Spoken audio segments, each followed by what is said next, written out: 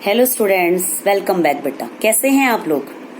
Last video में हम लोगों ने व्याकरण शुरू किया था बेटे। मैंने आपको बताया था भाषा के बारे में, ठीक है। हमने पार्ट 1 शुरू किया था, भाषा, लिपि और व्याकरण। ये पढ़ा था हमने, ठीक है। तो हमने लास्ट वीडियो में भाषा के बारे में पढ़ा था।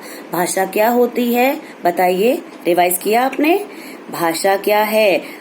मीन्स अपने भावों और विचारों को प्रकट करने का एक माध्यम और दूसरों के भावों और विचारों को समझने का माध्यम, ठीक है। भाषा के द्वारा ही हम दूसरों की बातें समझ सकते हैं और अपनी बातें दूसरों के सामने प्रकट कर सकते हैं। करते हैं या नहीं? ठीक है। तो उसके बाद हमने क्या पढ़ा था? हमने पढ़ा था भाषा के रूप। हम अपनी बात किस प्रकार दूसरों के सामने रख सकते हैं। कौन से वो 2 रूप हैं? तो पहला था मौखिक और दूसरा था लिखित, ठीक है। मौखिक रूप में क्या था? हम अपनी बात को बोलकर प्रकट करते हैं और सामने वाला उसको सुनकर समझता है, ठीक है। और लिखित में क्या था? हम अपने भावों और विचारों को लिखकर प्रकट करते हैं और सामने वाला उसको पढ़कर समझता है, ठीक है। तो ये 2 रूप किसके हैं? भाषा के। तो आज हम पढ़ेंगे भाषा के प्रकार। तो भाषा के प्रकार पढ़े चले। तो बेटा देखो, ये है, आज हम पढ़ेंगे भाषा के प्रकार, ठीक है। भाषा के बेटा देखो प्रकार यहाँ पे दिए हुए हैं 3 प्रकार। मातृभाषा नंबर 1, राष्ट्रभाषा और राजभाषा, ठीक है। मातृभाषा, राजभाषा और राष्ट्रभाषा, ठीक है। समझ में आ रहा है आपको? ये 3 भाषा के क्या हैं? रूप। पहली भाषा है आपकी मातृभाषा। तो मातृभाषा क्या होती है बेटा बताइए? मातृभाषा वह भाषा होती है जो बच्चा अपने माता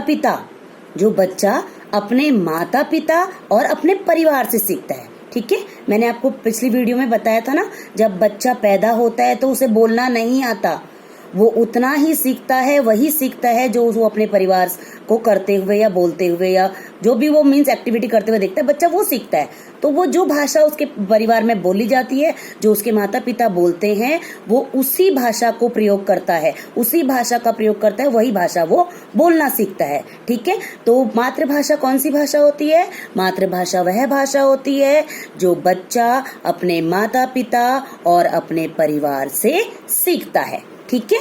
यहाँ पे लिखा भी हुआ है, देखो, बच्चा अपने परिवार व माता पिता से जो भाषा सीखता है उसे मातृभाषा कहते हैं। क्लियर हुआ बेटा आप लोगों को? क्या कहते हैं उसे? मातृभाषा, ओके। दूसरा है आपका राजभाषा। अब ये राजभाषा क्या होती है बताइए? राजभाषा वह भाषा होती है जो किसी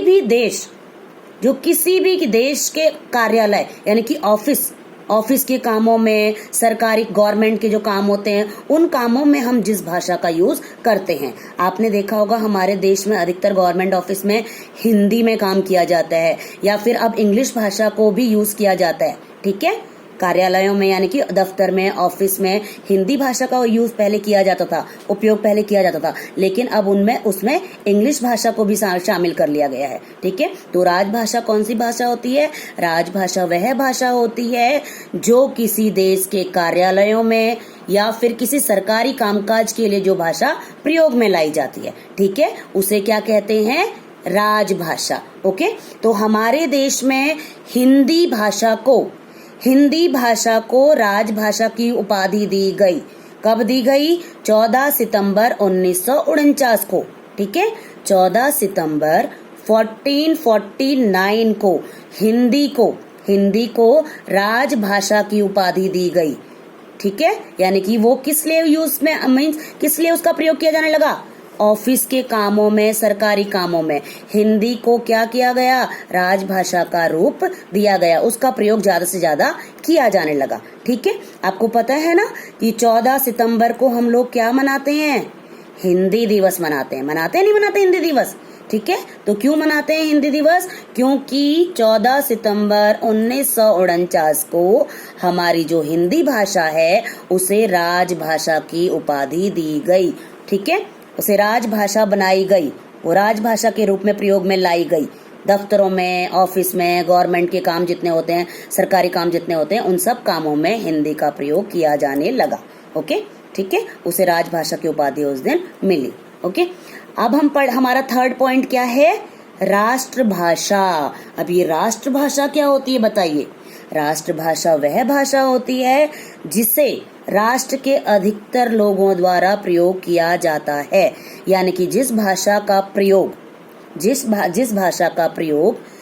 बहुत ज्यादा, मतलब आपको पता है हमारा देश कितना बड़ा है या नहीं? हमारा देश बहुत बड़ा, और हमारे देश में बहुत सारी भाषाएं बोली जाती हैं ना। हमारे देश में बहुत सारी भाषाएं बोली जाती हैं। आप हर स्टेट में चले जाओ, किसी भी स्टेट में चले जाओ, हर स्टेट की अपनी एक लैंग्वेज है या नहीं है? पंजाब में पंजाबी बोली जाती है, ठीक है, बंगाल में बांग्ला बोली जाती है, महाराष्ट्र में मराठी बोली जाती है, ठीक है, और अलग अलग राज्यों में अलग अलग भाषा का प्रयोग किया जाता है, क्योंकि हमारा देश अनेक संस्कृति और अनेक भाषाओं का देश है। यहाँ पर एक भाषा नहीं बोली जाती, यहाँ बहुत सारी भाषाएं बोली जाती हैं, ठीक है। लेकिन राष्ट्रभाषा वह भाषा होती है जिसे हमारे राष्ट्र में ज्यादा लोगों द्वारा प्रयोग में लाया जाता है, ठीक है, जिसे ज्यादा से ज्यादा लोग प्रयोग करते हैं। आपको पता है हमारी राष्ट्रभाषा क्या है? हमारी राष्ट्रभाषा हिंदी है। ओके, कौन सी हमारी राष्ट्रभाषा? हिंदी, ठीक है। आपने देखा होगा आपके आसपास में जितने भी लोग हैं, ठीक है, वो अपने घरों में अपनी भाषा यूज करते हैं। अपनी भाषा का मतलब, अगर पंजाबी लोग रहते हैं तो पंजाबी भाषा यूज करते हैं, अगर बंगाली लोग रहते हैं तो वो बांग्ला भाषा यूज करते हैं, ठीक है। वो अपने घरों में अलग अलग भाषा का यूज करते हैं, लेकिन जब वो बाहर के लोगों के संपर्क में आते हैं, उनसे बातचीत करते हैं, तो वो हिंदी भाषा का प्रयोग करते हैं, क्योंकि हिंदी भाषा हमारे देश में अधिकतर जगह पर बोली जाती है, ठीक है। हमारे देश में बहुत जगहों पर, हर जगह पर हिंदी भाषा बोली जाती है। लोग उसको बोल भी सकते हैं और उसको समझते भी हैं, ठीक है। तो हिंदी हमारी क्या है? राष्ट्रभाषा है। उसके अलावा बेटा हमारी और भी बहुत सारी भाषाएं हैं जिन्हें हमारे संविधान ने क्या किया गया है? हमारे संविधान में उनको मान्यता दी गई है। तो चलो पढ़ते हैं अगली और भाषाएं। ये दिख रही है बेटा आपको? ये भाषाएं लिखी हुई दिख रही है। तो भारतीय संविधान में 22 भाषाओं को मान्यता दी गई है। ये 22 भाषाएं कौन कौन सी हैं? हिंदी है, संस्कृत है, पंजाबी है, बांग्ला है। आपको मैंने अभी बताया था ना, हमारे देश में अलग अलग राज्यों में अलग अलग भाषाएं बोली जाती हैं, ठीक है। तो ये जो 22 भाषाएं यहाँ पर लिखी गई हैं, इन 22 भाषाओं को हमारे संविधान ने मान्यता दी है, ठीक है। तो देखो, हिंदी को संस्कृत, पंजाबी, बांग्ला, नेपाली, कश्मीरी, मणिपुरी, मैथिली, मलयालम, कोंकणी, मराठी, गुजराती, उड़िया, उर्दू, असमी, सिंधी, तमिल, कन्नड़, तेलुगु, बोडो, उसके अलावा डोगरी और संथाली, ये भाषाएं हैं जो हमारे संविधान में जिन्हें मान्यताएं दी गई हैं, ठीक है। और इन भाषाओं की आपको लिपि मिलती है। लिपि का मतलब मैं आपको कल बताऊंगी, कल के वीडियो में बताऊंगी। बस आप इतना समझ लीजिए कि इन भाषाओं में आपको साहित्य मिलेंगे, पुस्तकें मिलेंगी, लिखे हुए लेख मिलेंगे। समझ में आया? तो ये 22 भाषाएं क्या हैं? ये हमारे भारतीय संविधान द्वारा मान्यता प्राप्त हैं, इनको मान्यताएं दी गई हैं। ओके, तो आपको समझ में आया आज हमने क्या क्या पढ़ा?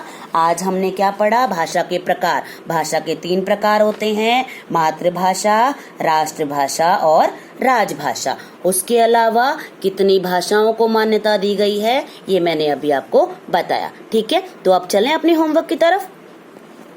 तो बेटा देखिए, ये है आपका गृह कार्य, आपका होमवर्क जो आपने अपनी नोटबुक में करना है, ठीक है। सबसे पहला प्रश्न हमारा है, मैंने 2 प्रश्न आपको कल करवा दिए थे, मैंने कल होमवर्क में दिए थे आपको 2 प्रश्न, ठीक है। तो मैं आशा करती हूँ आपने वो कर लिए होंगे। अगला प्रश्न है हमारा, मातृभाषा बच्चा कहाँ से सीखता है? बताइए कहाँ से सीखता है? हमने अभी बताया था, मातृभाषा बच्चा अपने माता पिता और अपने परिवार से सीखता है, ठीक है। उसके अलावा राष्ट्रभाषा किसे कहते हैं? राष्ट्रभाषा वह भाषा होती है जिसका प्रयोग देश में अधिकतर लोगों द्वारा किया जाता है। जैसे नेपाल की राष्ट्रभाषा क्या है? नेपाली। चीन की राष्ट्रभाषा क्या है? चीनी, ठीक है। तो अलग अलग देशों की अपनी एक अलग अलग राष्ट्रभाषा है। ऐसे ही हमारे देश की राष्ट्रभाषा क्या है? हिंदी। तो राष्ट्रभाषा का मतलब क्या होता है? वह भाषा जिसका प्रयोग देश के अधिकतर नागरिकों द्वारा किया जाता है, वो वहाँ की राष्ट्रभाषा कहलाती है। समझ में आ गया बेटा आपको? तो इसके अलावा आपने क्या करना है? इस वीडियो को लाइक करना है, सब्सक्राइब करना है और शेयर करना है।